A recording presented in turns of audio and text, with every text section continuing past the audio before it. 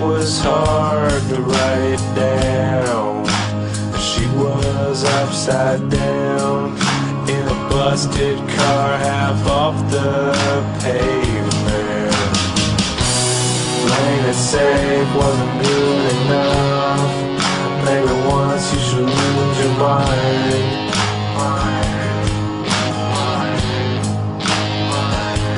Well, it's hard to believe it sometimes, but everything's gonna work out fine.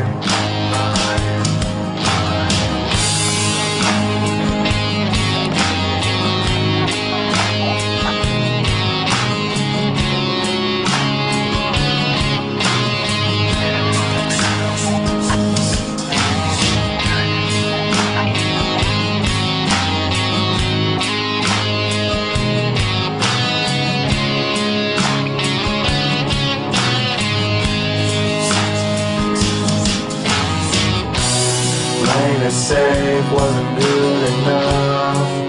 Maybe once you should lose your mind.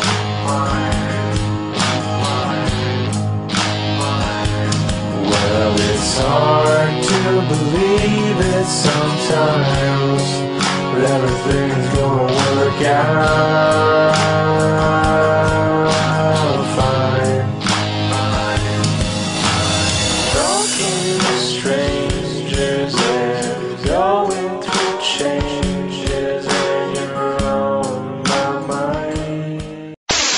A peaceful protest is being held right now in one small Wood County community. Here's the deal. Keith Sadler, who's owned his own home in Stony Ridge for 20 years, is scheduled to be evicted tomorrow after a bank foreclosed on him. But instead of giving in, Sadler is fighting back, locking himself in his home with 5 other people.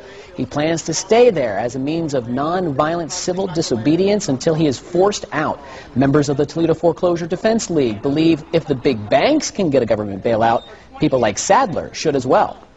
They're getting billion-dollar bailouts, and people are getting thrown out of their home and into the streets, you know. And we need a moratorium until we can figure this mess out.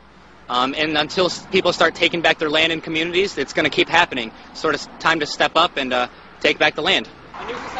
Sadler and the Defense League are hoping his foreclosure is called off and a moratorium on all foreclosures is put into place. Well, the history of Cabrini Green is like this, you know. Cabrini Green was originally built for soldiers coming home from the war. It used to be a traditionally Irish and Italian mixed public housing community.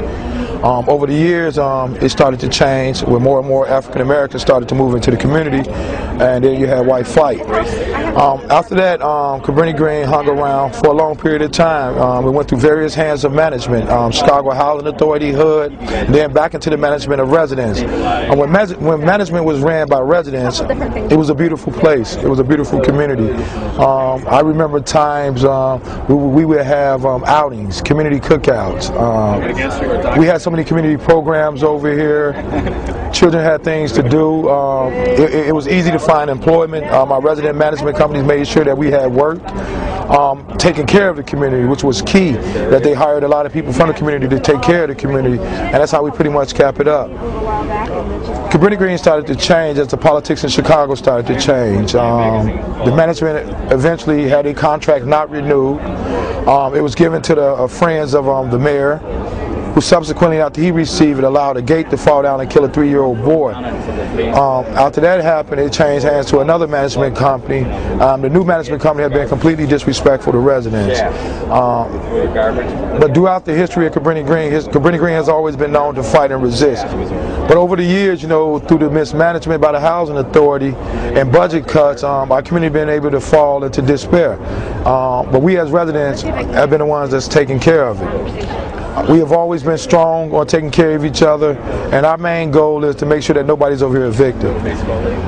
We got involved in the Chicago anti-eviction campaign. We started this up because we felt that there was too much money being spent to bail out the banks, to bail out General Motors, to bail out the foreclosed few. There's never any money to bail out the people at the bottom. So So since government didn't have a timely response to stop this eviction, since government could not provide a way to prevent this single mother of two, grandmother of two, from being evicted, we as the great citizens of Chicago came together, black, white, Latino, rich, poor. A lot of us came together just to stop what we thought was something inhumane and immoral, and that's to evict somebody who's poor. There's nothing humane about evicting somebody who's poor, regardless of what the factor is. My brother was down here, I was upstairs when they came. I know I heard a lot of banging, well, at least 4 or 5 times, and after that I heard the breaking of the door and them screaming, don't move, this is an eviction, this is an eviction. And when I was jumping up to come upstairs, a lady came upstairs and was like, hurry up, get some pants on, this is an eviction. No, you can't grab anything, just put on some pants because you're being evicted today. So when I came downstairs, they said that my brother was like, the other gentleman had guns on him, and he let me know that they said that my brother was he was the reason why I wasn't being evicted at this time, because he was an unauthorized occupant. I've been fighting this case for a year, and I've been trying to make meetings with the management office in order for them to help me obtain a payment arrangement, or just become understanding, because I had a difficult time with even just being able to even talk with them, because they didn't want to hear my story. We have to draw the line. We can't be dependent upon government to enforce our human rights to housing. We as the people got to enforce it. We use this case as a model to launch our campaign, because we felt it was necessary. Lenise Forrest was a hardworking young lady in the community. She did everything right. She volunteered in the community. She assisted the senior citizens. She's just a community type person. And we felt that this was the perfect case for us to come in and try to lend her a hand of assistance. Tenemos que encontrar la unión y la paz. Somos una gente, un país, una tierra. It's our freedom to live, and we'll keep fighting. They say we're all on die, but it's their piece of property. But right now they will fill up calamity and poverty, and I stand right here and fight for liberty. The people on the avenue, the people on the street. We moved here. We were staying at my parents' house because our house before that had been foreclosed on. So we came home from work and there was a notice on our door. I had a couple of days to move. So we moved into my parents. Me and my 2 kids were living in one room. All of our stuff in one room. The property has been foreclosed on, and we're asking that the Bank of America and that Judge Marianne Sumi, who will be making the decision on the auction on the confirmation of sale, give the property over to a community land trust. We feel that the Bank of America has gotten $45 billion in bailouts, and it is also getting houses like this one all over the country, and we feel that the property should be given to the community. So we are asking that Desiree Wilson be allowed to stay in the property, and that the property be able to be given over to the community land trust. Woo! Banks don't need these homes. There are people that need these homes, families that need these homes. We know that there's been a housing crisis. We know that the banks have gotten a huge bailout, and we want to see that the properties be given back to the community. That was our taxpayer money. That was supposed to be money keeping people in their homes. It's a crime, and also it's a shame for the city of Madison and Dane County to have people living on the streets when they have vacant houses like this one. When we first came to look at this property, we went and talked to the neighbors right away, and the neighbors said that they would love to see a family move into the house. The injustice that's going on in Madison must stop. These children need housing. We need housing. Everyone needs housing. There have been questions about what we're doing is illegal. I think the human right of home, the human right to have a home is above the law. We're not hurting anyone. We come in, we clean up, we make the homes livable. People from our community, people like Desiree, who are directly affected by the current housing foreclosure and homelessness crisis. It is these folks that are paying the highest cost of the so-called recession. And so we in Freedom Inc. agree that housing is a human right.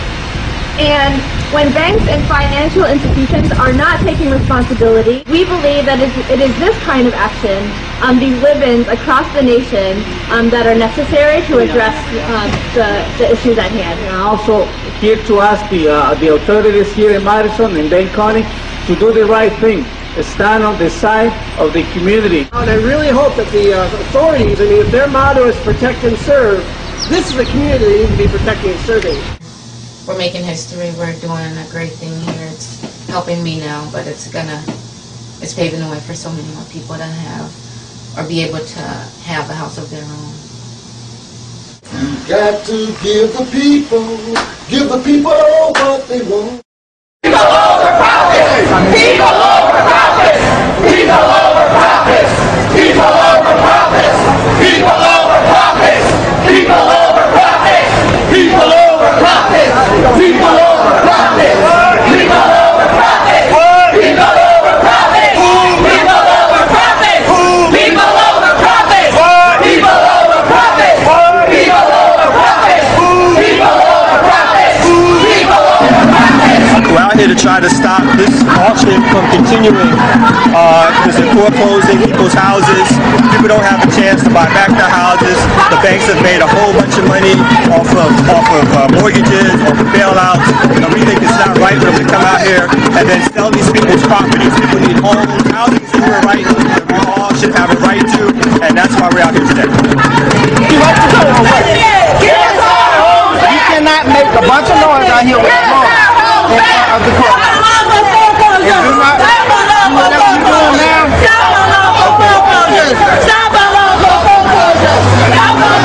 If they be wrong, they cannot do everything you want. I'm giving you a law for it doesn't matter. I'm giving you a law. Can't make up laws. What's the law? I'm not making up a law, but I'm making you go to jail. What is it? Tell me what law it is. Noise violation in front of the courthouse. Violation? I don't have any amplified sound. It is amplified when you It's amplified when you're beating on it. So if you are beating on it, again, sir, all I did was ask you to stop. You can make all the noise you want to. We can yell. Protesting the unlawfulness of doing foreclosures of people losing their homes, even veterans, even senior citizens, just all kind of people losing, and there's no kind of heart for seeing what you have to know that if a person been in their home for years and then they lose it, you have to know that something happened, that it just wasn't something that they weren't used to paying. So if they've been paying for years, that means that they're going through some kind of way. That either somebody's lost a job, somebody's gotten sick, their child is sick, or something has happened. So we know that something is going on. So we just feel like the lenders ought to be more compassionate and be able to sit down with people and arrange it, their loans and things to meet the people's needs, so they can stay in their homes. So if they move out, then now the homes are staying vacant for years. I mean, so why would you want a home to stay vacant when somebody can be in it? It just doesn't make sense. And